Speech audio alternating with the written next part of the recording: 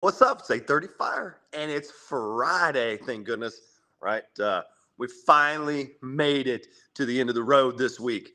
I'll tell you what, it's been a rainy dog here in Wichita all week. I think we moved to Seattle and didn't realize it, but I'm ready for a little sunshine and a little bit of vitamin D, if you know what I mean. So, anyway, thank you all so much. Like I like to say every time, thank you so much for taking time to jump on here and man, I've loved the interaction. This has been so great. I've actually received some messages from people that have been watching that I didn't realize was watching. So man, if you're on this and you're watching, I love the comments. Thank you so much. It helps me. Believe me. Like it's like you ever think about when you're a parent and you wonder if your kids are listening type thing, right? It's like kind of same thing. If the I'm trying really hard to provide value. So every time I get a response or somebody says, "Hey, thank you," or "I like this," or even if it opposes it, it doesn't matter. Like I've got interaction, and that's really important to me. So thank you very much from the bottom of my heart. Let's go kick ass today. So here's what I want to talk about: the idea that you need to lose weight to go to the gym is absolutely asinine. And I say this because I get this response multiple times a week when I'm doing my advertising for the gym. And it's crazy to me to think that people actually, in their mind, think that they're not worthy to go to the gym until they lose weight, which, ironically enough, the gym is designed to help you lose weight. Now, I 100% understand where they're coming from because it comes down to confidence. This is a confidence issue. And if you peel back the layers of the onion on everything we freaking do, I can promise you that somewhere in that equation is confidence. It doesn't matter if we're trying to land a new job, a new relationship, a new, whatever, a new activity. It's the confidence back there that we've got to build up. It's the confidence that we have to pull from so that we feel comfortable moving forward.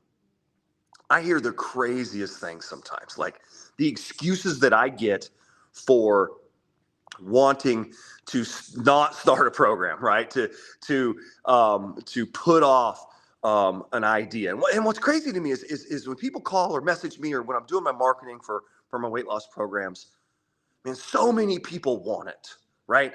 I believe deep down inside, people truly, truly want to be healthy. Nobody wants to be fat. Nobody wants to be obese. Nobody wants to feel crappy. But what in the world is stopping them from taking the next step? It's their confidence. It's their lack of confidence. They think that when you walk into my gym, and I joke about this, I say nobody's looking at your ass because they're dying, right? Like my gym is not designed for the Instagram butt picture takers. It's not what we're after. I want an environment of people that are all struggling together to get better, right? So if you're not a member of this gym, which is fine, whatever your tribe is, does your tribe promote growth? Does your tribe lift you up, right? I try really hard to tell people on a daily basis they look good, right? If I notice just a little bit, like man, and I look, right? Like that's my job is to tell you, hey, you're slipping, hey, you're going. And sometimes, like the people that are close to me, I can have that, hey, you're slipping conversation with, right? And purely out of love, right? I've had that with a few of my people, and some of them watch this still, right? But that's what we're supposed to do, right?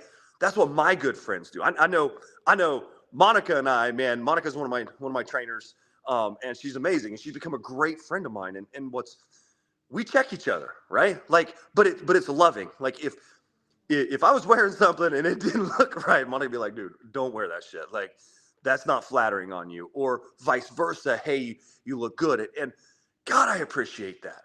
I appreciate somebody that is real with me. I don't have to agree, but I need that realness in my life. And I need that person and those feelings and that attachment to somebody that just keeps it fucking real with me and doesn't feed me a bunch of shit.